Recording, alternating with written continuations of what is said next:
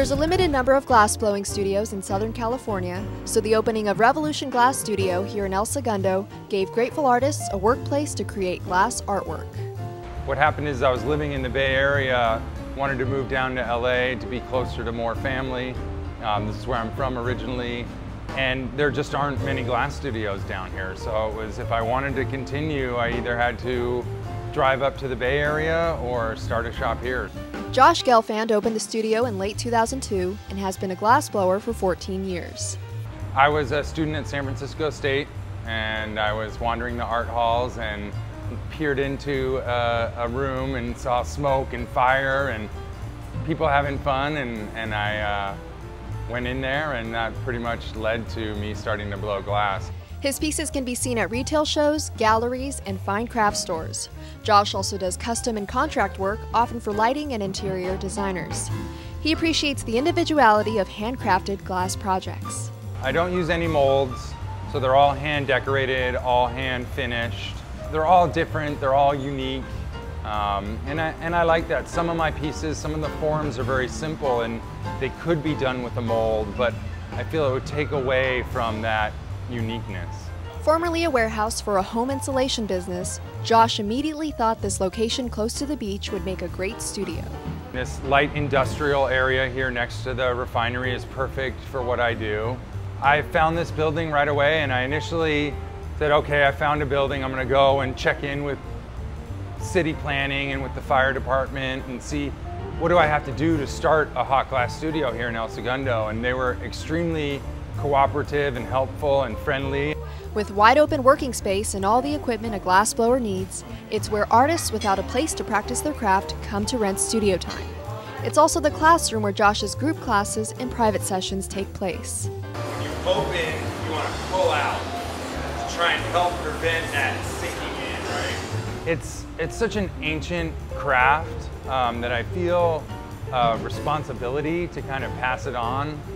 Also, I think that we're losing kind of our connection to handmade objects. And I feel that even if people don't continue blowing glass, they get a better sense of what it is to create something yourself from scratch, or in this case from a molten blob of glass. You know, it comes out as nothing and you blow it and form it and shape it and it's turned into something.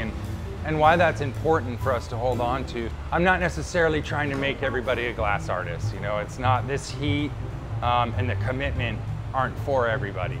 You know, so when I teach, it's really about giving them the experience of working with this material and working to make something. One of Josh's students is Kevin Flynn, who began blowing glass a year ago at the group classes offered at Revolution Glass. He now takes private lessons with Josh and looks forward to someday opening his own glass studio. Josh is a great teacher. He's been my teacher ever since I started, and he's really helpful. He does whatever I can't do and teaches me how to do it. Besides the company of other artistic people and a fun environment, Kevin also enjoys the dexterity involved with blowing glass. I'm not just sitting at a desk. It's creative. I'm up and moving. My body is being useful instead of typing buttons on a keyboard and being bored out of my mind. Often the first question people ask when they find out you're a glass blower is, oh, you must have good lungs.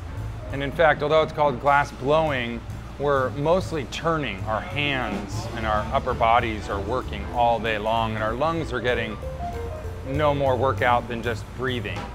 While glass blowing should be no sweat for the lungs, artists do sweat over the heat in the studio, even with the fans and roll-up doors. In the studio on a summer day, it can easily get up into the high 90s. In the wintertime, though, it can be very comfortable in here in the 70s, you know, while we're working. This glass furnace melts glass at 2100 degrees Fahrenheit, so it's no wonder why the studio is also called a hot shop. Josh and his student Kevin are going to show us how they turn molten glass into a piece of art. The first step to beginning each piece is to gather molten glass from the furnace onto the end of a steel blowpipe. Kevin decides to add some color to his gather by dipping it into glass chips called frit. The gather is shaped to look like a Q-tip, either at a finely polished steel tabletop called a marver, or at the bench using wooden forms called blocks. Kevin blows a small amount of air through the blowpipe to create a bubble within the molten glass. right now he's letting it cool so that it stiffens up a little bit and you can gather more of the molten clear glass on top. When gathering, the blowpipe must be rotated constantly so that the glass remains centered. The glass is shaped using a combination of gravity, air, centrifugal force, and special hand tools. Throughout the shaping process, the glass is repeatedly reheated in the glory hole, an auxiliary oven. To finish the form, the piece is transferred to a gathering iron called a punty rod, where a small amount of molten glass adheres to the bottom of the piece, allowing it to be broken off the blowpipe. As the piece is transferred to the punty rod, the unfinished top of the piece is exposed and ready to be shaped. After being given its final shape, the piece is broken off the punty and put into the annealer.